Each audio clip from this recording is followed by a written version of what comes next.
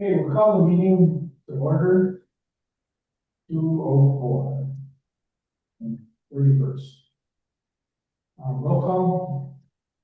All right, so we got Scott Hagan Here. Jerry Alper here, and we will be hopefully adding committee members with volunteers.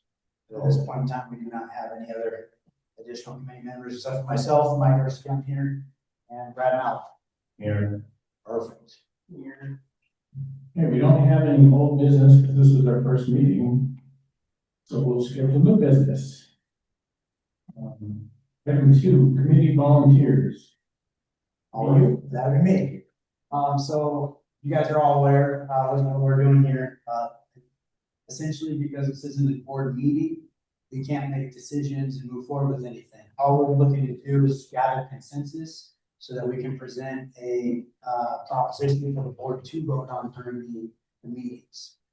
So what we're looking to really work towards is there's a lot of expertise in the community that Brad, being new, and myself don't have. And we're really relying on the folks that have that expertise to help us out.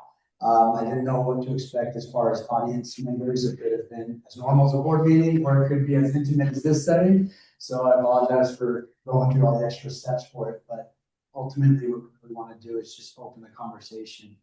Who's that? This is Dylan. He's with Keller Associates, and they are an engineering firm that came out and volunteered a few hours of their day to inspect our system and provide some feedback. And as we move forward through whatever fixes and adjustments we need to make to our system, he's been gracious enough to be ears for us to lean on and probably part of that bidding process when it gets to that. Awesome. Yeah, absolutely. You have his, the introduction like you just gave us, do you have it somewhere where you have our agenda? We're familiar with him. I do not, but we'll make note of it and then we'll get it in the notes. I don't think we're gonna do official minutes maybe, but some sort of summary as far as what we talked about. We'll bring him up and some of the other folks that we've been talking to. So I would say at this point in time for committee volunteers, I would say let's go through the meeting, kind of see what we're doing. And then if you want to volunteer and be officially on the committee, then you can go ahead and do that again. I'm lost. I thought we were already on the committee. Well, this sounds like a volunteer, right there. That's right. No one volunteer. Turn it back over to Scott for, well, I guess, so any board discussion on that you want to add? I think it's in here. So we should have one. And why we need more discussions. Well, You still have it's a moment for you to discuss. Yep. So board discussion, do you have any? I have nothing. Just like volunteers that help us out with great. All right, fine. Thanks. We appreciate you guys. Me too. Any public comment at this time? I think I might have got it down. This is the sequence here. All right. Well, you're gonna pursue volunteers. So what is it you're after? What are you gonna? We're gonna try to come up with how you're gonna let people know that we need volunteers and if they're worth the time of the committee. In other words, I would kind of lean on, I mean, this meeting was supposed to be a first step, because people that were interested and had knowledge will be here. So you guys are here, so I'm super excited about that. But as far as that goes, if there's anybody else that we wanted to add to the committee or we felt was missing from, then maybe reach out to them on a one-on-one basis. Reach out to me, I'll reach out to them and see if they're willing to join. This being the first meeting, a lot of people don't know about it. We posted it 72 hours in advance as we're supposed to. I think we posted on the Facebook page, tried to get it out, but I don't know how engaged. it's not an automatic posting, right? I mean, I don't. No. You get to qualify the people that end up on the meeting or you as this committee being under your purview, you decide who qualifies and who's helpful and. I don't think it's necessarily a qualification. Maybe it's just not you.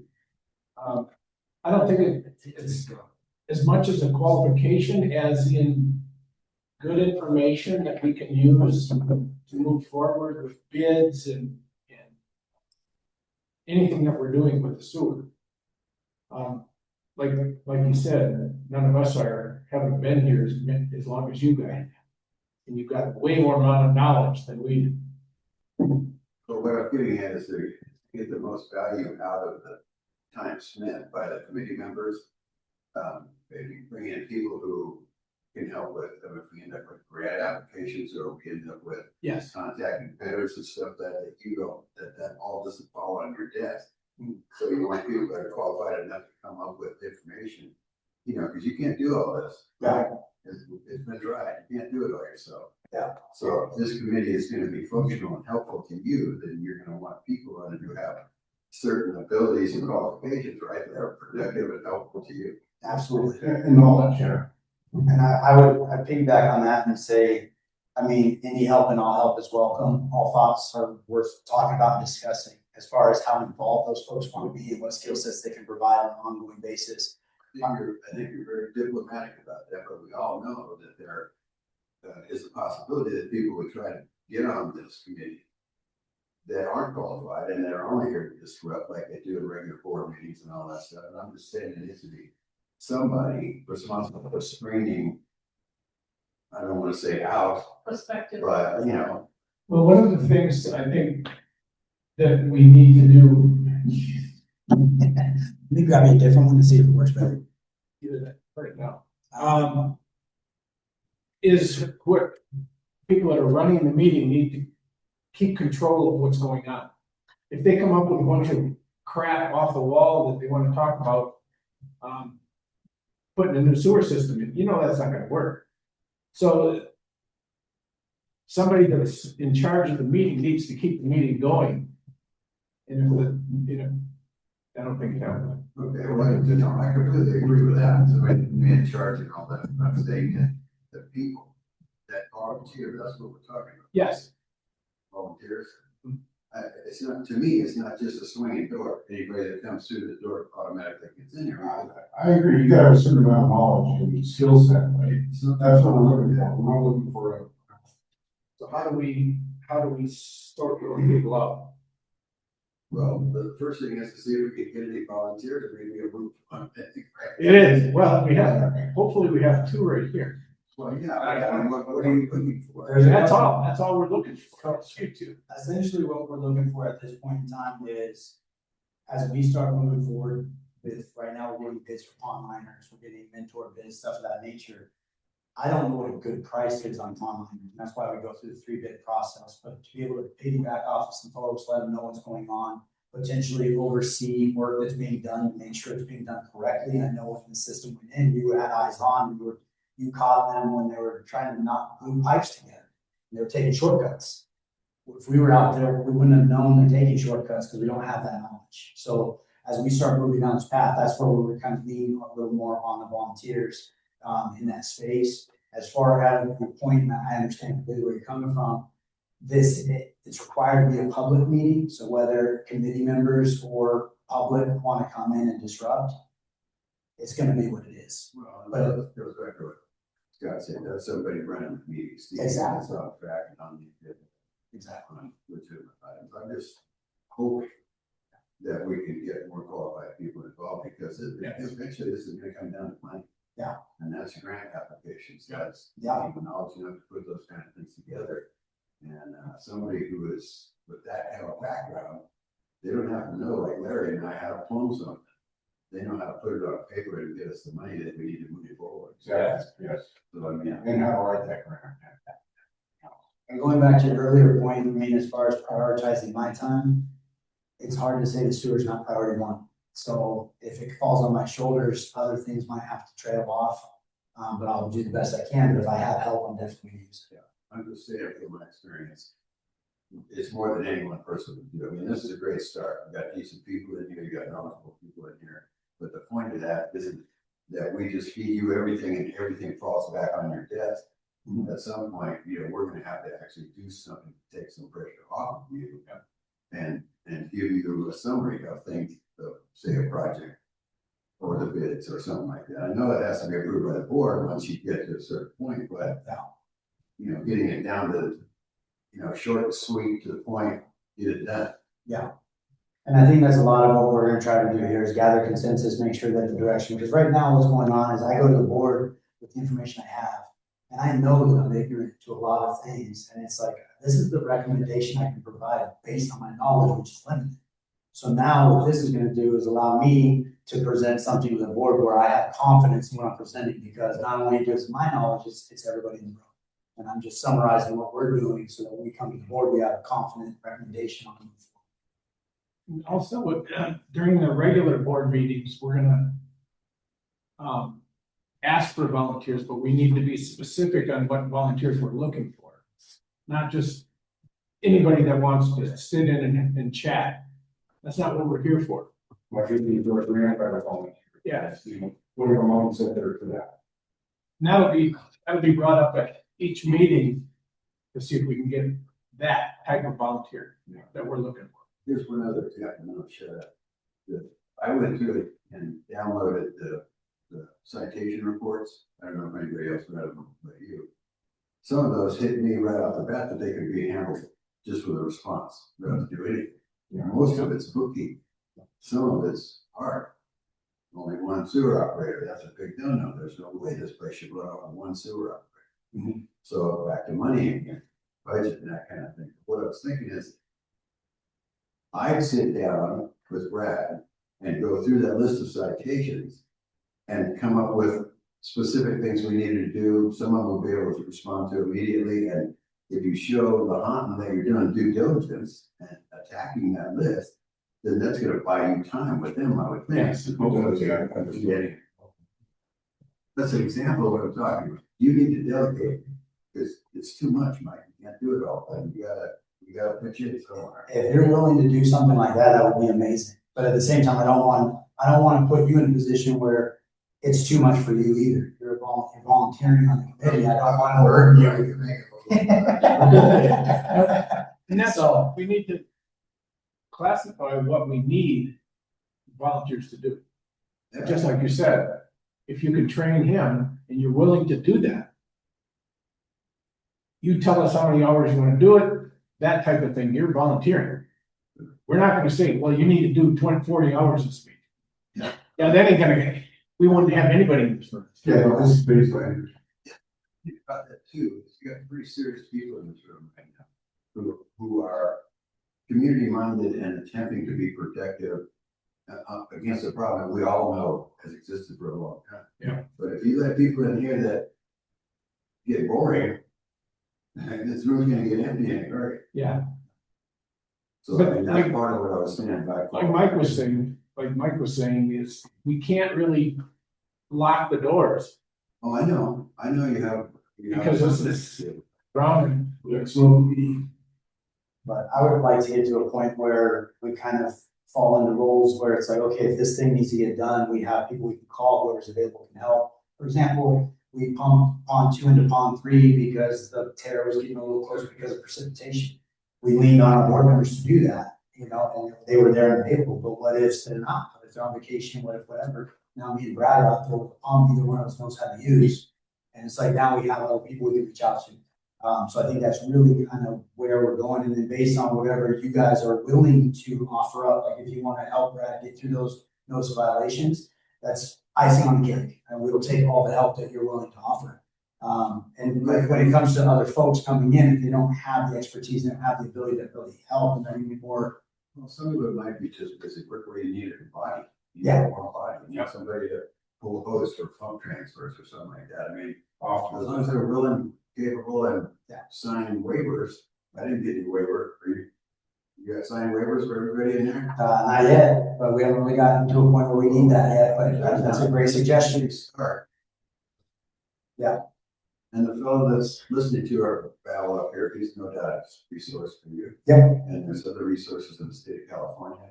Yeah. You don't have to reinvent the wheel. No, and we'll get into some of the, at least the state of the state, is where we're at and kind of what we think would be in the move forward. Okay, I lied, I didn't shut up, I'll try to. That's why you're here. The first meeting's gonna be a little bit longer because we're doing this. Yeah. We have to get that right before we. No, I think you're exactly, if you don't mind public comment, I'm not sure if it's appropriate time, but Yeah, I think you're exactly right with identifying volunteers that are qualified. I'm sorry, I didn't hear your name, sir. What was your name? Mike. Okay, nice to meet you. I'm just sort of a little bit of background on me. Right now, I'm here on a volunteer basis as well. I am with Keller Associates in our Reno, Nevada office. It's about 2 hours away from you guys. Came out and visited. We actually met with Mike Reese with the Lahontan Water Resources Control Board, and he let us know that you guys did have some notices of violation, and really those are your first priorities. So think that you're on the right track here, getting this committee together, establishing who your go-to volunteers are, and getting Brad licensed. That is a huge priority for you guys. The pond liners, I'm really glad those bids came in reasonable. Really glad that the training hours came in reasonable for Brad as well. And I heard that one's going forward since the last committee meeting. Excuse me, not the committee meeting, the board member meeting. Is that correct? That's correct. Yeah. So, if you're able to provide a set number of volunteer hours, of course, and, kind of define your role within that, doing things in-house is going to be the best because you already know your system and you don't have to rely on other people's wait times. Myself, for example, I'm a consultant. I'd have to come in, learn your system, and have to be an intentional effort. For you, you already know what you're dealing with. You live right there in the community, and it sounds like you've already worked on it. So, anyways, I think that the path forward for this committee so far, just listening from the outside, there are people that are experienced and interested. So I'm really glad to hear that. Just thought I'd say something instead of being a fly on the wall real quick. Thank you. That's my job. Yeah. I'll take it from you for a sec, Brad. Okay, thank you. Offered sewer. He said he knew sewer system. Do you remember who that was? Is he still here even? I think he was here, very nice, we'll talk to him. Yeah, worked at a big outfit out of, I think he was up in bad. Well, yeah, you just sort of disappeared. What's that? You just sort of disappeared after what, 3 meetings? Well, Who was that? I would have just there. Yeah. But we never followed up with him, so he. No, I never got his last name. I think I got a business guy. That might be nice to have for the background. Oh, absolutely. More He married. was willing to volunteer and help, so. Yeah, he's part-timer, but he was well qualified.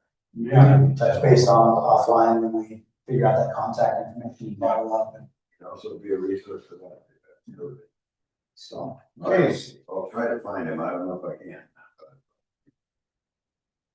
all right, let's move on to 4, pond liner bid update. I did want to just make a brief mention before we move on to 3. There is a summary state of where we're at, but essentially some of the concerns that we're looking at right now that need immediate addressing, but besides the notice violations, is we have a bypass situation on lift station 1 that needs to be addressed. We have a check valve that is working intermittently well on lift station 3. Nothing that's requiring the flow trees to trip up or anything crazy, but it is requiring the pump to work more than it needs to. We have the pond liner tears, and then we have sinking asphalt on lift station 4. And this is kind of the smallest of what we know right now. So the more we inspect it, the more I expect to find as we start getting into some maintenance plans and things that we that probably neglected for a while. We're probably going to find additional things. And I think depending on as those things pop up, that's where, to come back to the committee side of things. It's going to fall into somebody's expertise, somebody's wheelhouse, and it'll make sense for trying to. But I just want to bring that up before we go. Okay, now, reports, that okay? That's good. All right, you anyway, so you're gonna get wrong. So on the pond liner bid, well, I'm trying to respect the process. So on the pond liner bid, it's been a little bit of a headache because what I was trying to do initially was I wanted to just repair the tear on pond liner 2 that's close to the home.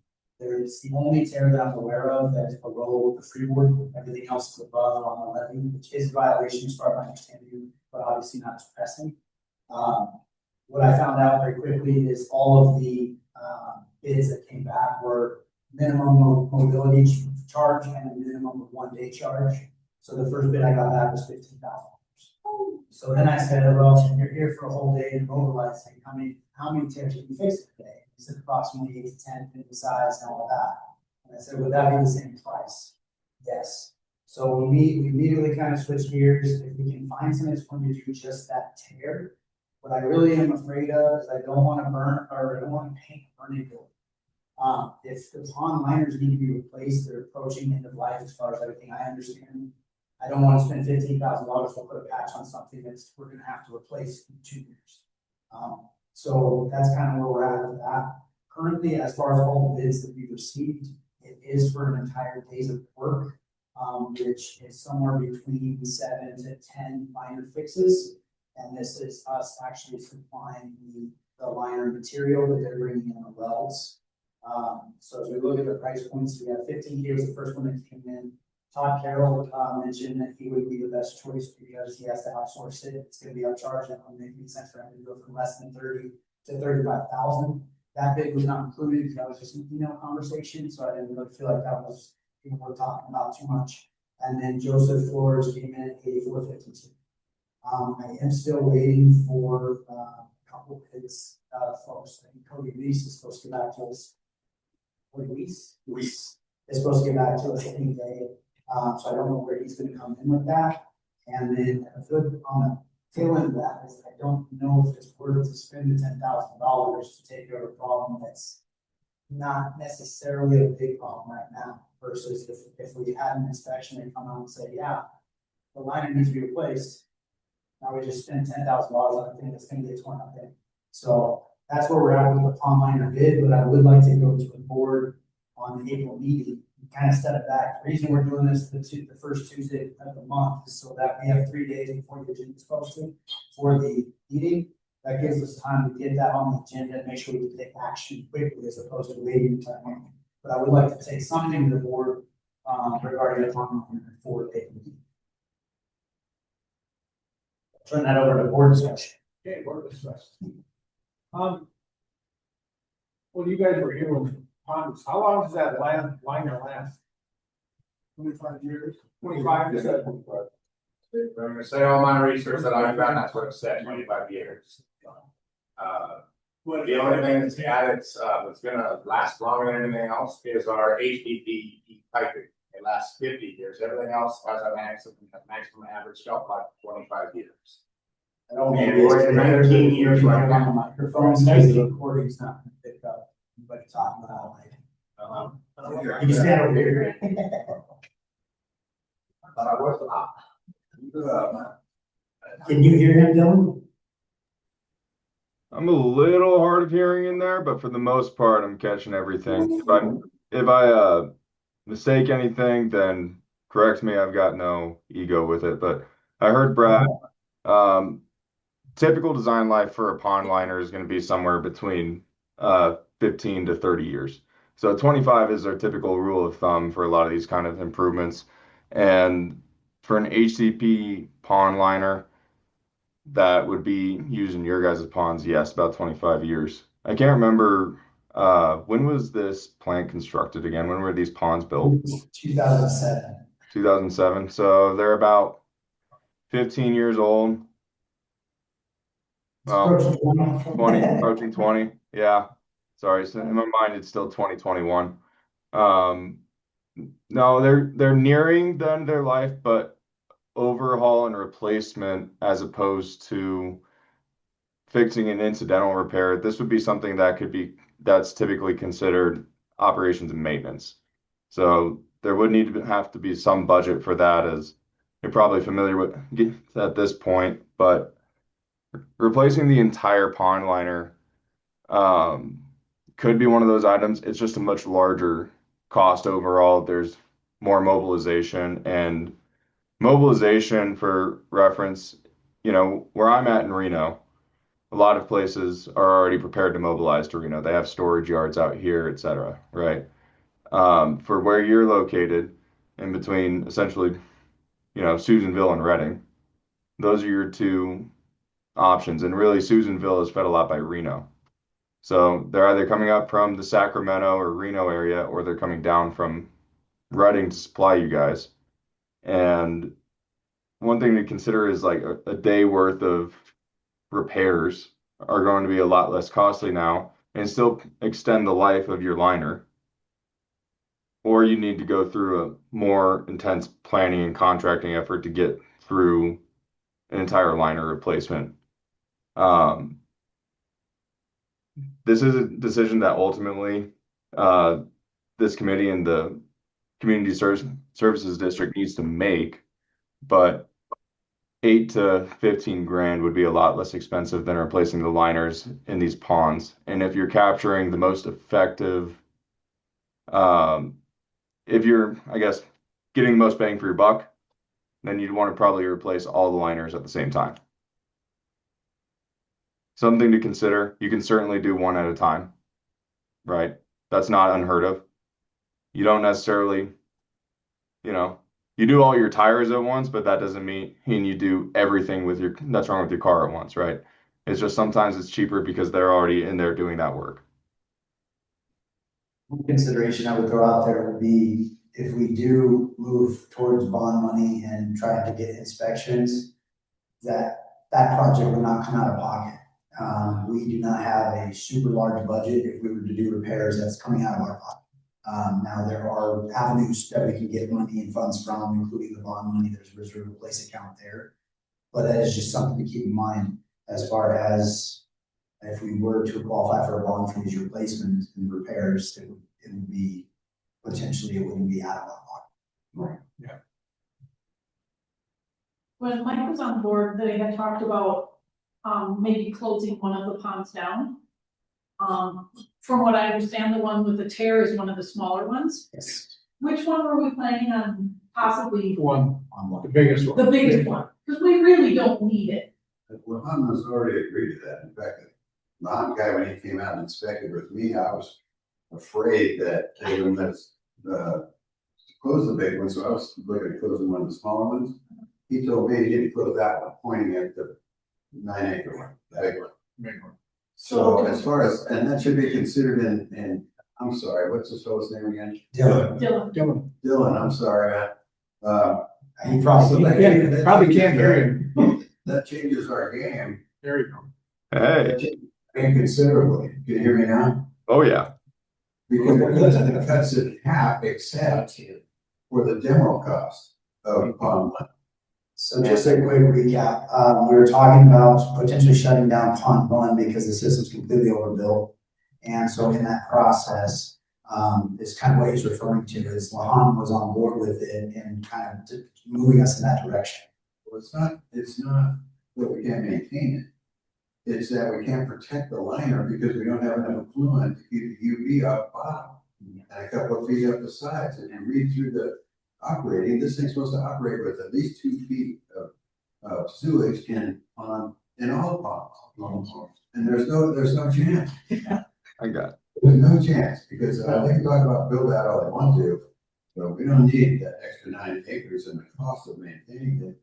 If we were pumping fresh, clean groundwater into these and contaminating that water just as soon as it hit the pond liner, because USDA was worried about the ponds flying in the wind, the way the wind blows up here. So, they're gone. So that's not a consideration for us, but in our future of this, we got to figure some way to get rid of pond one. And just the demo and decommissioning of that pond has a huge cost with it. It's going to be a process. That's like a percent. I mean, just the mobilization, the trucks, the remoteness. Where the hell do you haul off? There are some ideas for the scope of this meeting. I kind of like to table that until a future conversation because I think that the most violations are probably pressing back to the point you were making. The $10,000 or $15,000 repairs for one day, do everything you can in one day, including that critical hole, because that, we could get one of those 3-inch rainstorms, and who knows if we can keep that water.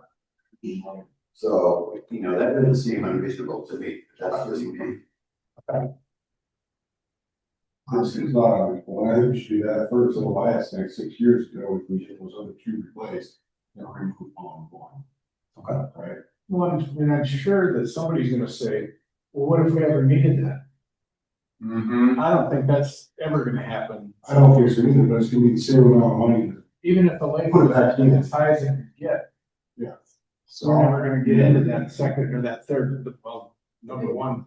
I mean, I don't wanna start a whole can of worms here, but, one thought that was brought up that I think for this committee is worth talking about eventually, today's not the day, is Lassen County as a whole is lacking in, an area for dump. And so potentially there could be some avenues where we can convert Pond One into a dump station that would provide quite a bit of revenue for our community. Just a thought, as far as now, there's obviously a lot that goes with that, and we have plenty on our plate to deal with besides that. But one way to kill the transportation costs is because, you know, we shit. So, but that was the thought that was floating around, but I think it's worth entertaining because if it does bring revenue to Spalding, I mean, that's gonna help us, but at the same point in time, I don't wanna create a bigger problem than we already have until we have our ducks in a row. It doesn't make sense to start taking care of those ducks. Well, So, one of the things that we don't know is what it's gonna cost transfer me that into a dump. Are they gonna pay for that or are we gonna pay for that? I would imagine, and that's a That's conversation. one of the things that we have to talk about. How much is that gonna If cost? it provides a benefit to Lassen County, I mean, they might help us with that. There might be grants available. They might even help fund it. They might get us an operator to oversee it, that oversees Brad as well. There's a lot of potential perks there, but we'd have to flesh that out. I think for the scope of our meeting today, we should probably move on. We'll flush that toilet later. There you go. That's definitely better to keep on.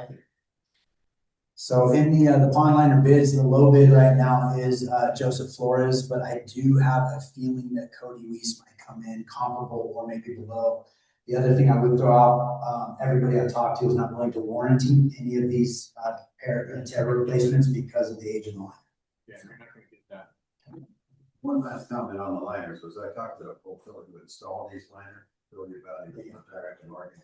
He's long since retired and his kids ran for a while, but I guess you called him and got no response, so I don't know where he is. But we talked pretty extensively about the situation with closing the big pond and the damage that was being done to the other ponds. And I mean, I mentioned to you guys that he said basically if you keep enough water in the ponds that you're trying to save, when you get to the replacement age, it'll be the shoulders that are done. And the fact that you block UV and save the bases buys you extra lineage of those bases. So then you don't have to be looking at relining the shoulders of the levees. And I don't know, this is one guy talking to me and I'm not involved, but I know that the mining industry does a mountain of this kind of lining. And I mentioned that to you, that they might be a possible resource for you, but he talked about, you know, if you could keep the UV and some insulation over the base of the pond liners, you could double the play. Okay. I mean, that was his experience, his comment. Yeah. And the asset mining was a great suggestion. So I got, I think 2, if not 3 of these bids. I was reaching out to those folks. So thank you for that. So I guess my question would be, are we in agreement that we should bring to the board that we're looking to kind of go with low bid on a day's work of replacing and repairing the liners? I think so. Now, that low bid included several of a day's worth of For work. day's work. He agreed to, did they all agree to that? Yes. Okay. Yeah, so we are apples and apples. I agree with that. Yeah, I think so. I don't think we can wait. We need to get that So started. I'll go ahead and reconfirm with our low bid person. Hopefully Cody's bid will come in prior to the meeting, prior to Friday, because I gotta put it on the agenda. And then whoever is low bid, I would confirm with them that that's what we're buying. And that way, Can we insert that between now and then without going through the meeting? I guess it doesn't matter. as long as I can get on the agenda by Friday, we can vote We need that kid. on. So let's go ahead and move on to, Number 5. Brad Mallory's mentor update. all right, so we decided in the last meeting to move forward with Kathy Stone. She's out of Chico. I did talk to one of the people that worked under her for several years, and he was ecstatic that she was going to help. She has been very enthusiastic about helping us. She's been very communicative. So I feel really confident. The biggest concern is budget, 150 an hour. That doesn't buy us a lot of time with her. So what I've put on her plate is I'm trying to get her to be creative about how we can get hours. And so there's gonna be obviously some time that she got to spend here. She has agreed to eat travel costs, which is gonna help us out a lot, coming from Chico. And I think she actually she's a grade 5, and then there's a grade 4 and a grade 3 underneath her. And one of those will be kind of helping with this Did you just say process. she was gonna eat transportation costs? Yeah. You had this conversation before we got in the war or after? He did actually. It was probably about a month ago. So it's in my, it's fine, she's eating travel costs, you're not paying for that. So what I did put on her plate though was I said, starting out, looking through numbers, and I'm still working on trying to get a realistic budget. $2,000 a month towards moving forward and seeing what we can do in that space. So getting creative with phone calls, with Zoom meetings, maybe spending like 1-2 days a month with Brad in person. And from what our previous conversation, I'm not sure what the minimum requirement was there, but if she's overseeing Brad, 100% of his hours would count towards his grade 1 certification. But I don't know if we scale it back that much, if that's still the case. So we're just kind of trying to flesh out what that contract looks like, because we agreed to move forward with something. So I'm trying to get that contract sculpted out, so I have something to present to the board. Don't have approval of the budget and the finance part of it, but we're just kind of going off the $2,000 as far as the best we can do right now. So that's what you're gonna propose, initial commitment, contract arrangements with her? Yeah. Yeah, I don't know how else to go, do you guys? No. Another interesting variable there was I was talking to Skylar Lipsky, he's the gentleman I was working underneath Kathy, and he said there should not be any issue or problem with her overseeing more than one person. So if I were to double up with Brad with the time, and if we're spending the money, it's probably worth my time to spend that time with Brad and with Kathy. Theoretically, we could both be working towards our grade 1 certification hours simultaneously. I would definitely do that. One of the conversations we had for the same, yeah, because it's the same work on her side. Now, that's just what Skylar told me should happen. I have not confirmed this with Kathy, so it'll be a conversation to have. But even if there's a small surplus, maybe it's still worthwhile. It's worth talking about. The one thing I would caveat would be life happens. We all know life happens. There's no, but as a 2-year project, a 1.5-year project to get grade 1 certification.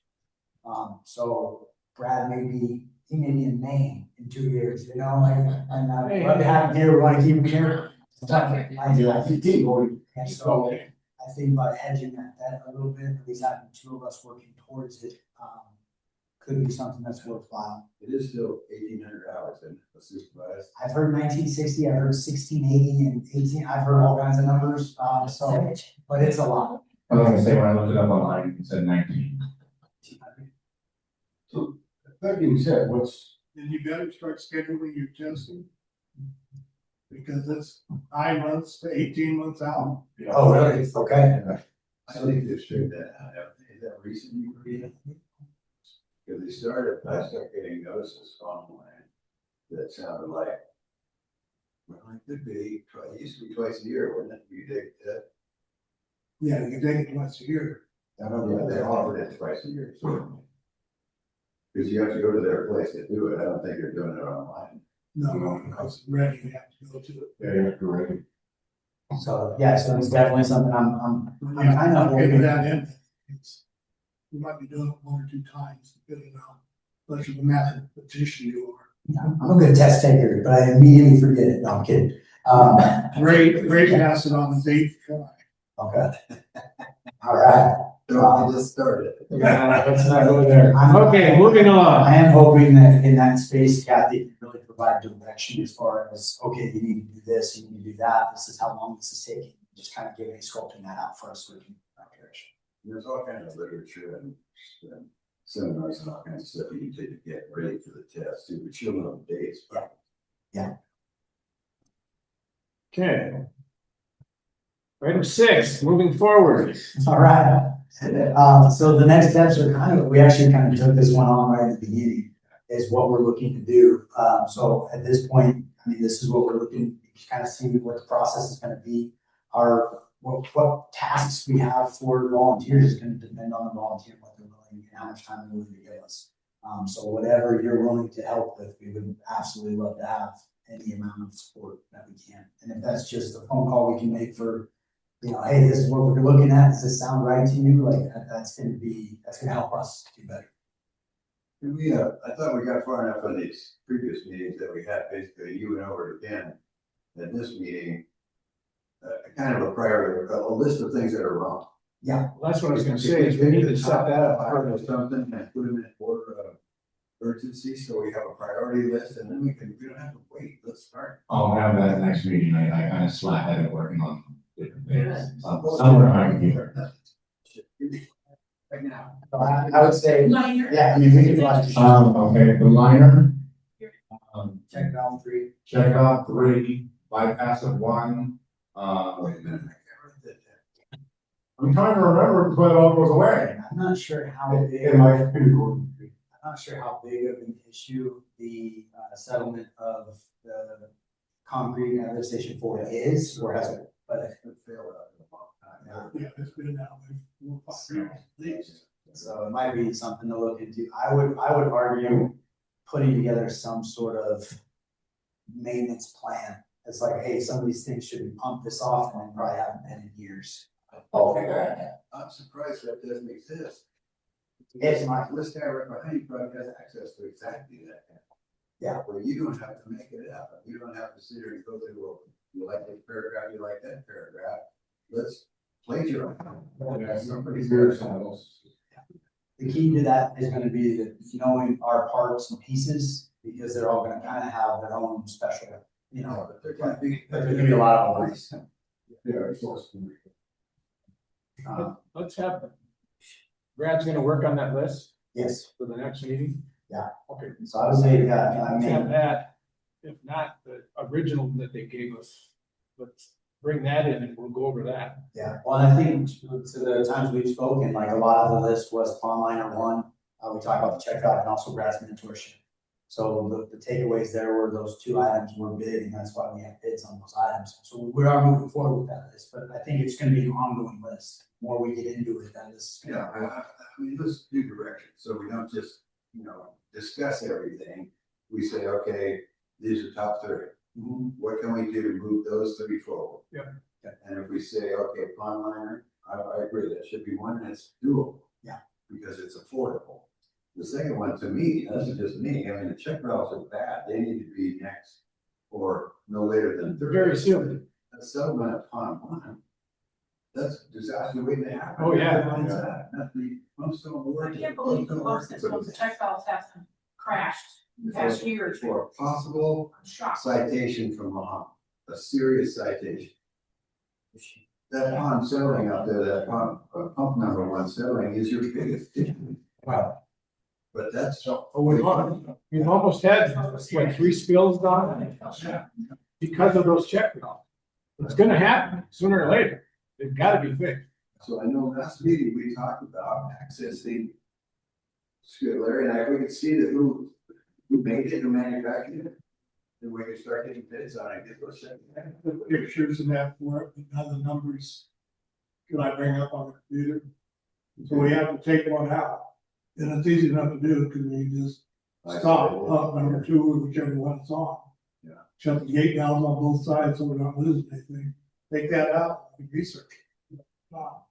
It's not difficult to do, and I think I'd be willing to help with that. We could do it ourselves. We don't have to go hire somebody to do it. Okay. No, Okay, said he wanted 5 things, now 6. There you Lift station 1, pump Why temporary. don't you just make a copy and give it? the copies for everybody. Yeah, you're frankly, you're quite fair. go. He's doing the office thing. And no, this came off my desk. Kids, jeez. I am been talking to California Rural Water Association, and they apparently have a program regarding having an inspector come out and evaluate. And then based on that report, they walk you through getting grant money to take care of problems they have.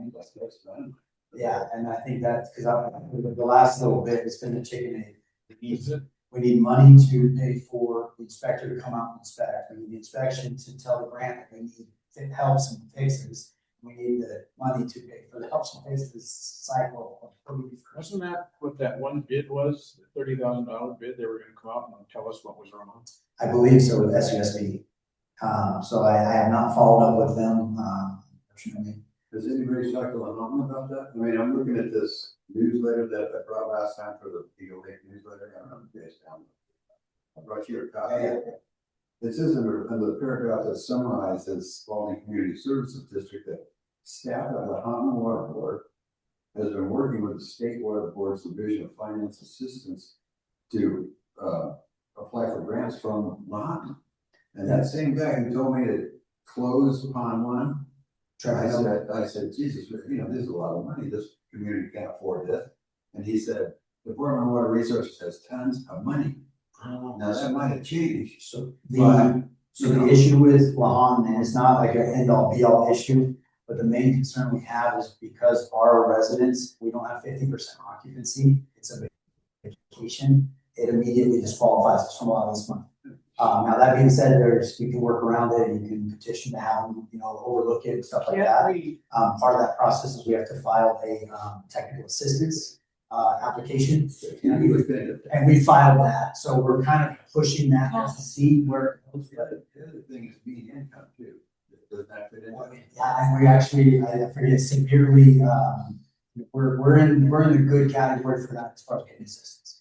People can get elected by dead people voting. Why can't we have people with? With all sides. Yeah, I really see that. One of the volunteers that we don't have. So I think that pretty much wraps up. Any other public comment on this action items? Listen, I'm anxious to get an action item moving, government bureaucracy and all that kind of stuff, and I know you're being very thorough, and I appreciate that, so we don't have to step back. But let's move, man. Just like you said, like there's stuff that can be done that doesn't take a lot to do. A couple of us can get together and do something. So that's the object, is to get things moving. I meant to mention this in the beginning of the meeting. I don't know that it really matters, but I got and pasted the agenda, so the adjournment has all board members on it. Everybody read it. Obviously, all the board members aren't here, so you can cross off Kathy and Helen as they're not attending this meeting. So I can make a motion. Yeah, let's do that. I second. Roll call. Are we adjourned? Not yet. We have to. Oh, I have to. Yeah, we have to vote. That's amateur hour over here. Let me down. Jerry Albert. Yep. That's Guy. Yes. All right. Meeting adjourned.